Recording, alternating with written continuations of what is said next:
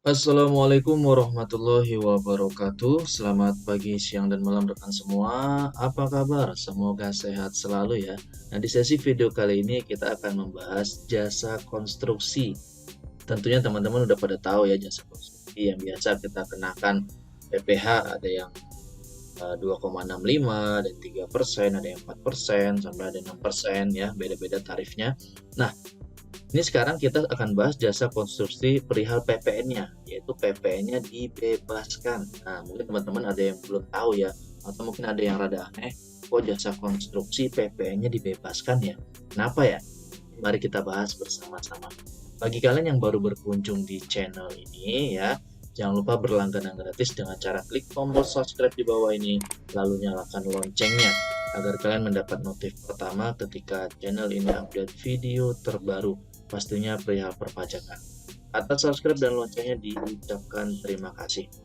Nah, khusus kali ini saya akan bahas jasa konstruksi. Nah ini ya, kita kena pajak jasa konstruksi ya, jasa konstruksi pembangunan. Ada di PP 49 tahun 2022 4 dan ayat 5. Nah, ini PPN-nya dibebaskan. Kenapa? Nah, mari kita bahas ya. Sesuai aturan yang berlaku. Kita buka linknya, tinggal diklik aja, diarahkan ke PDF-nya berupa drive. Ini ya, ini adalah PP 49. Kita cari tadi pasal berapa? Di pasal 4 dan pasal 5. Kita search aja langsung ya, Ctrl F.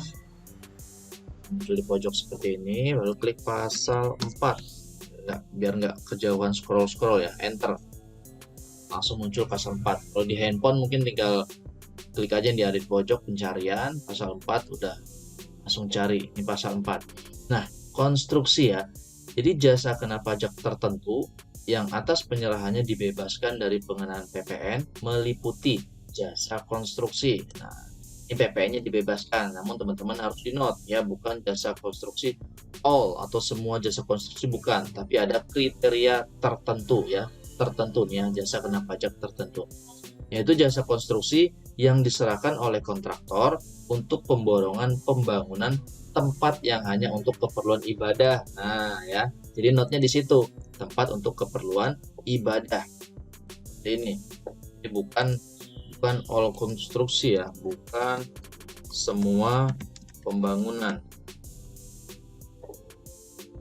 Nih, jadi keperluan ibadahnya ya tertentu aja. Apa maksudnya konstruksinya itu tertentu, bukan konstruksi seperti bangun gedung, bangun rumah, bangun apartemen, itu bukan. Kalau itu ya jelas kena PPN ya, wajib dipungut PPN.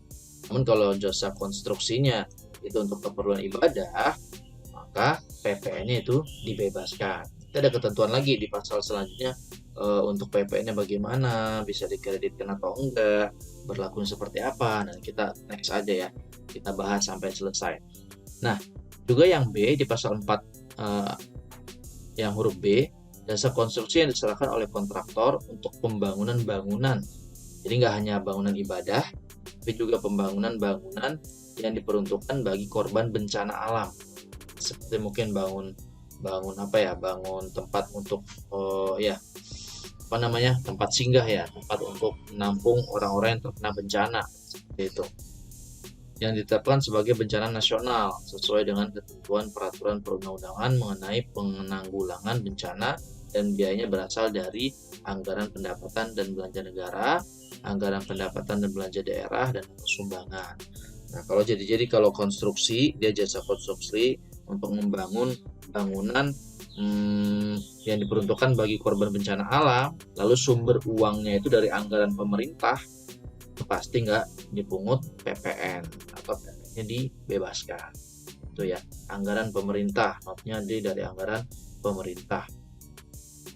Lalu yang C, huruf C, jasa kena pajak selain jasa konstruksi yang diterima oleh kementerian, badan, atau lembaga yang menangani bencana pada pemerintah pusat atau pemerintah daerah dalam penanganan bencana alam atau non-alam yang ditetapkan sebagai bencana nasional sesuai dengan ketentuan peraturan perundang-undangan mengenai penanggulangan bencana. Jadi seluruh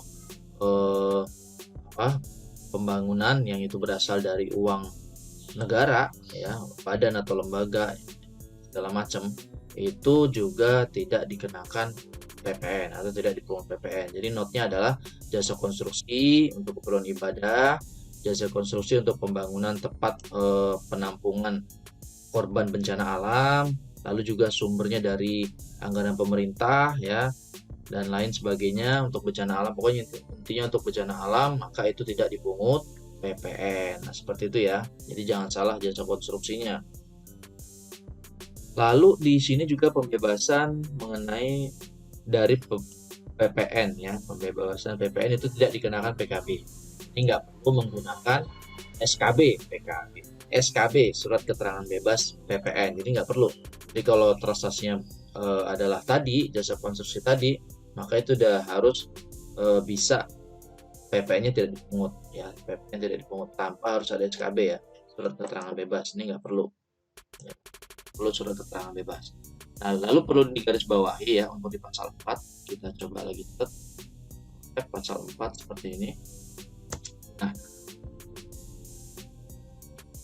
tadi saya ada ini ya, pengkreditan pajak masukan. Ini pengkreditan ya, jadi pajak masukan atas perolehan BKP atau JKP per segala macam ini ya, dengan penyerahan jasa kena pajak tertentu yang dibebaskan dari pengenaan PPN sebagaimana dimaksud pasal 4. Pasal 4 yang tadi berarti ya, jasa konstruksi untuk pembangunan ibadah, bencana alam, dan sumber dari pemerintah, itu PPN-nya tidak dapat dikreditkan.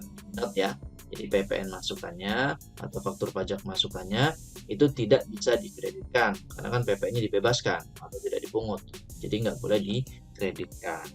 Lalu note lagi di pasal 4, teman-teman kalau bingung tinggal F Ctrl saja ya, cari di pojok ini. Jadi jangan scroll satu-satu karena banyak banget ya. Ini aja 78 lembar. Capek, buang waktu juga capek bacanya. Ctrl F aja pasal 4, klik aja pasal 4 semua. Nah, ini biar kita tahu ketentuan lain-lainnya ya. Peraturan lainnya termasuk tadi pengkreditan pajak masukan itu nggak bisa dikreditin. Gitu ya. Nah, lalu ketentuan lain di pasal 31, penyerahan jasa kena pajak tertentu sebagaimana dimaksud dalam pasal 4 tadi ya, jasa konstruksi pembangunan tempat ibadah, bencana alam, dan lain sebagainya yang diberikan pembebasan dari PPN atau tidak dipungut PPN, tetapi PPN-nya tersebut telah terlanjur dipungut atau dibayar, sudah dicetor. Nah, itu berlaku ketentuan sebagai berikut. Ya. Bagi PKP penjual yang berarti yang memberikan jasa konstruksinya, itu PPN dipungut disetorkan ke kas negara, dan pajak masukan yang dibayar oleh pengusaha kena pajak penjual atau perolehan barang BKP atau JKP, impor BKP, serta pemanfaatan BKP tidak berwujud dari luar dari PPN sehubungan dengan penyerahan yang seharusnya dibebaskan dari pengenaan PPN tidak dapat dikreditkan atau seharusnya tidak dipungut PPN, dapat dikreditkan jika memenuhi ketentuan pengkreditan pajak masukan dalam bidang perundang-undangan di bidang perpajakan. Bisa dikreditkan jika jika memenuhi ketentuan pengkreditan. Lebih amannya ya jangan dipungut aja ya, jangan dikreditkan. Jadi ini kan karena udah terlanjur kesetor tadi ceritanya, terlanjur kesetor, terlanjur kebayar. Nah, itu bagi PKP penerima faktur itu bisa dikreditkan sesuai jika memenuhi ketentuan. Nah, saya juga belum tahu nih detail ketentuan seperti apa. Namun amannya ya udah jangan terbitin faktur, terbitin faktur tapi dibebaskan ya, PPN-nya dibebaskan atau tidak dipungut. Nah, untuk si penerima faktur itu jangan mengkreditkan faktur pajak tersebut. Itu udah paling aman, udah paling benar ya, seperti itu. Lanjut seperti ini.